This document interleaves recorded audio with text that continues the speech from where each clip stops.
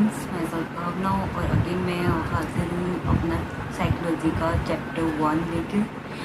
जैसा कि हम प्रीवियस क्लासेस में पढ़ चुके हैं, हमारा सारा का सारा जो की टर्म्स था वो हम कर चुके हैं और अब जो इस चैप्टर में हम पढ़ने वाले हैं वो है साइकोलॉजी। What is psychology. और इस चैप्टर में जो ये इंट्रोडक्शन चैप्टर होने वाला है, तो इस चैप्टर में हमारा क्या क्या आएगा साइकोलॉजी से रिलेटेड वो सब हम इसमें पढ़ेंगे। अब हमारा जो फर्स्ट है इसमें हम बता देते हैं, इसमें साइकोलॉजी की डेफिनेशन दी गई है कि व्हाट इज़ साइकोलॉजी। तो जो हम ट्रेडिशनल मेथड जो हमारी डेफिनेशन थी वो हम पढ़ चुके हैं कि जो साइकोलॉजी होता है ट्रेडिशनल वे में वो होता है कि सोल की स्टडी करना, आत्मा का अध्ययन करना, that is traditional way. Okay, तो जो हमारी मॉडर्न जो डेफिनेशन है उसके अकॉर्डिंग जो साइकोलॉजी को डिफाइन किया गया है वो किया गया है कि it is defined as a science वो studies mental processes, experiences and behaviours. तो इसमें हमारी 3 टर्म्स आती हैं, mental processes, experiences and behaviours. तो मेंटल प्रोसेसेस क्या होते हैं? जो भी हमारा थिंकिंग होता है, जो भी हम सोचते हैं वो सारी थिंकिंग होती है, फीलिंग्स होती है, इमोशंस होते हैं, वो सारे हमारे आते हैं मेंटल प्रोसेस में। ओके, और जो हमारा एक्सपीरियंस होता है, एक्सपीरियंस में हमारा सबका जो एक्सपीरियंस होता है वो अलग अलग होता है, मतलब सब्जेक्टिव होता है। There are 2 words, subjective and objective. Subjective होते हैं जो डिफरेंट पर्सन डिफरेंट एक्सपीरियंस कर रहा है। ऑब्जेक्टिव होता है जो हर एक पर्सन के लिए सेम है। ऑब्जेक्टिव का अगर मैं एग्जांपल दूं आपको, तो ऑब्जेक्टिव में आ जाएगा अगर हमारा मतलब कि हाथ कटता है तो ब्लड सबका निकलता है। ओके, ये हो गया ऑब्जेक्टिव। और सब्जेक्टिव में हमारा आ जाएगा कि हर एक पर्सन के अपने स्ट्रगल्स होते हैं, अपनी लाइफ जर्नी होती है, तो थ्रू आउट द जर्नी वो कुछ ना कुछ नया सीखता रहता है। सबके अपने अलग अलग एक्सपीरियंसेस होते हैं, सबके सब्जेक्टिव एक्सपीरियंसेस होते हैं। Okay, third one is behaviour. मैं की टर्म्स में भी आपको बिहेवियर बता चुकी हूँ। तो बिहेवियर हमारा क्या होता है कि हम किसी भी स्टिमुलस के प्रति हम कैसा रिस्पॉन्स देते हैं, कैसे हम रिएक्ट करते हैं, दैट इज बिहेवियर। ओके, तो ये हमारी साइकोलॉजी की डेफिनेशन होगी। जो मॉडर्न साइकोलॉजी की डेफिनेशन है उसके अंदर हमारी क्या क्या आ गया? हमारी स्टडी, साइंटिफिक स्टडी आती है मेंटल प्रोसेसेस की, एक्सपीरियंसेस की और बिहेवियर की। ओके, तो ये फर्स्ट हमारा कंप्लीट होता है। सेकंड जो हमने करना है इसमें बिहेवियर्स का हम पढ़ चुके हैं। तो इसमें बिहेवियर्स के बारे में दिया गया है कि बिहेवियर्स जो होते हैं वो 2 टाइप के होते हैं, overt behaviour and second one is covert behaviour. Overt behaviour हमारा कौन सा होता है कि जो बिहेवियर हमारा दिखता है, विजिबल होता है, that is overt behaviour. Covert behaviour होता है जो हमारा नहीं दिखता, इनविजिबल बिहेवियर जो होता है। अगर मैं आपको एग्जांपल दूं तो अगर हम स्कूल में जैसे स्टडी करने जाते हैं, जो बच्चे होते हैं, अगर टीचर उन्हें डांट देती है तो वो अपना गुस्सा क्या होता है अपने अंदर छुपा लेते हैं, जाहिर नहीं होने देते। टीचर ने डांटा, वो चुप होकर बैठ जाते हैं, उन्हें गुस्सा तो आ रहा होता है लेकिन अथॉरिटी होती है वहाँ पे, तो वो अपना गुस्सा शो नहीं करते। ये हमारा हो गया कोवर्ट बिहेवियर। लेकिन अगर यही बात घर की होती है तो घर पे वो अपना गुस्सा जाहिर करते हैं, अपना गुस्सा दिखाते हैं कि हाँ मुझे गुस्सा आ रहा है, that is overt behaviour. Okay, तो बिहेवियर हमारा 2 टाइप का होता है, that covert and overt. Covert जो इनविजिबल है और ओवर्ट जो विजिबल है। ओके, नेक्स्ट वन जो हमने इसको साइकोलॉजी को पढ़ना है। जो हमारा नेक्स्ट टॉपिक है वो है साइकोलॉजी एज ए डिसिप्लिन। तो इसमें हमें काफ़ी सारी चीज़ें पढ़ेंगी। तो हमने जो फर्स्ट जो टॉपिक है इसमें वो है साइकोलॉजी एज ए डिसिप्लिन। तो साइकोलॉजी को हमने अलग अलग कंटेक्स्ट में पढ़ना है। तो जो फर्स्ट हमारा साइकोलॉजी एज ए डिसिप्लिन आता है कि साइकोलॉजी को हम स्टडी क्यों मानते हैं, इसके अंदर हम उससे रिलेटेड पढ़ेंगे कि साइकोलॉजी एज ए डिसिप्लिन क्यों है। डिसिप्लिन मीन्स स्टडी, कि साइकोलॉजी एक स्टडी क्यों कही जाती है। तो इसके बारे में हमारा है कि biological principles to explain something. तो इसमें हम क्या स्टडी करते हैं? इसमें हम स्टडी करते हैं सबसे पहली बात ह्यूमन बिहेवियर को। तो अगर हम इसमें स्टडी करते हैं तो ये एक स्टडी कहलाएगी, ऑब्वियस सी बात है, ये डिसिप्लिन कहलाएगा। ठीक है, तो इसमें हम बायोलॉजिकल प्रिंसिपल्स को स्टडी करते हैं। सेकेंड वन, हम इसमें डेटा कलेक्ट करते हैं और उसको फिर सिस्टमेटिकली कंट्रोल्ड वे में, कंट्रोल्ड कंडीशंस में, एक्सपेरिमेंटल वे में उसको यूज करते हैं, उस पर स्टडी करते हैं, उस पर रिसर्च करते हैं। तो हमारी ये स्टडी कहलाई। ओके, तो साइकोलॉजी ऐसे डिसिप्लिन क्यों है? क्योंकि इसको हम स्टडी कर रहे हैं, तो इसलिए ये डिसिप्लिन है। इसका जो मेन एम होता है डिसिप्लिन का, वो होता है कि हम जो कॉज एंड इफेक्ट रिलेशनशिप देखना।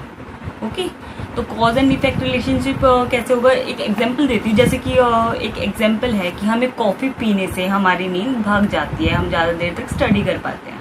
ठीक है, ये हमारा एक हमने क्या ले लिया? कॉज एंड इफेक्ट रिलेशनशिप ले लिया, कॉफ़ी का और स्लीप का। ओके, कि हमें कॉफ़ी पीने से कम नींद आती है, हमारी नींद भाग जाती है, जिससे हम ज़्यादा स्टडी कर पाते हैं। तो हम जो डिसिप्लिन होता है उसमें हम क्या स्टडी करते हैं? कॉज एंड इफेक्ट रिलेशनशिप, और हम साइकोलॉजी में ये स्टडी कर रहे हैं। ठीक है, नेक्स्ट वन इसमें जो नेक्स्ट कॉन्टेक्स्ट आता है वो है psychology as a social science. तो साइकोलॉजी को सोशल साइंस क्यों कहा गया है?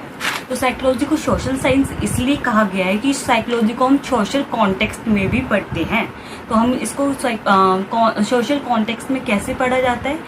क्योंकि इसमें हम क्या क्या देख रहे हैं कि हमारा बिहेवियर क्राउड में लोगों के साथ, जब हम लोगों के साथ मतलब बातें कर रहे हैं, लोगों के साथ इंटरेक्ट हो रहे हैं, तो हमारा उनके साथ बिहेवियर कैसा हो रहा है, तो हम सोशल कॉन्टेक्स्ट में इसको पढ़ रहे हैं। ओके, इसमें फर्स्ट आ गया हमारा कि बिहेवियर को हम एक्सप्लेन करते हैं। जो हमारा सोशल इसका मोटिव है psychology as a social science का, उसका मोटिव हमारा है कि हम इसको बिहेवियर्स को देख रहे हैं सोशल कॉन्टेक्स्ट में, कि सोशली हम कैसा बिहेव कर रहे हैं।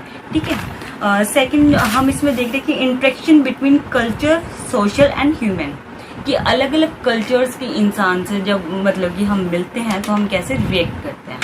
ओके, तो इसमें हमारा interaction between culture and social and human आता है, कि हम कैसे कैसे अलग अलग कल्चर्स के इंसानों से, अलग अलग कम्युनिटी के इंसानों से मिलते हैं, अलग अलग पर्सन से मिलते हैं, और हम उनको कैसे उनके साथ बिहेव करते हैं, उनके साथ कैसे हम रिएक्ट करते हैं, उनके साथ हम कितने मतलब कि कंपेनियनशिप हमारी कैसी है, हम कैसे कैसे मतलब कि उनके साथ कैसे कैसे बातें कर रहे हैं, क्या मतलब किस तरह से रिएक्ट कर रहे हैं उनके साथ, इंटरेक्शन हमारा कैसे है। तो फर्स्ट में हमने बिहेवियर देखा, सेकेंड में हमने इंटरेक्शन देखा। Third one, how man reacts in social environment. इसमें थर्ड हमने देखा है कि जो सोशल एनवायरनमेंट है, तब हम लोगों के बीच में जाते हैं, जो हमारा एनवायरनमेंट होता है हमारे आसपास का, उसमें हमारा बिहेवियर कैसा होता है, हमें एंजाइटी तो नहीं हो रही है, क्राउड को देख के हम कैसा बिहेव कर रहे हैं, तो उसमें ये सारी चीज़ें आ जाती हैं। हेलो फ्रेंड्स, इसमें जो नेक्स्ट हमारा टॉपिक है वो है psychology as a natural science. जब हम नेचुरल साइंस की बात करते हैं तो हम किसी भी चीज़ में लॉजिकल एक्सप्लेनेशन बात करते हैं, कि किसी भी चीज़ की हम लॉजिकल एक्सप्लेनेशन दे रहे हैं। ओके, तो जैसे कि हम नेचुरल साइंस की बात करें तो साइकोलॉजी हम नेचुरल साइंस क्यों कहा जाता है? क्योंकि इसमें हम हाइपोथेसिस यूज़ कर रहे हैं। हाइपोथेसिस मीन्स हमने एक थ्योरी मान ली है अपने माइंड में, एक लॉजिकल एक्सप्लेनेशन दे दी है किसी चीज़ की, हम उसको प्रूव कर रहे हैं। तो जैसे कि मैं एक एग्जांपल लेके बताती हूँ आपका, जैसे कि चाय से नींद कम आती है, चाय पीने से नींद कम आती है, हम देर रात तक जाग पाते हैं। तो चाय का जो नींद से संबंध है, ये हमारी एक हाइपोथेसिस होगी। ओके, हमने एक अनुमान लगा लिया कि चाय से नींद कम आ रही है, ये हमारी हाइपोथेसिस होगी। हम इस पर हाइपोथेटिको डिडक्टिव मेथड बोल सकते हैं इस चीज़ को। ठीक है, तो हमने एक लॉजिकल एक्सप्लेनेशन दे दी कि चाय की वजह से नींद कम आ रही है। ओके, तो ये हमारा फर्स्ट पॉइंट हो गया। अब सेकेंड वन, हम इसमें एक रिलेशनशिप बता रहे हैं माइंड और ब्रेन की।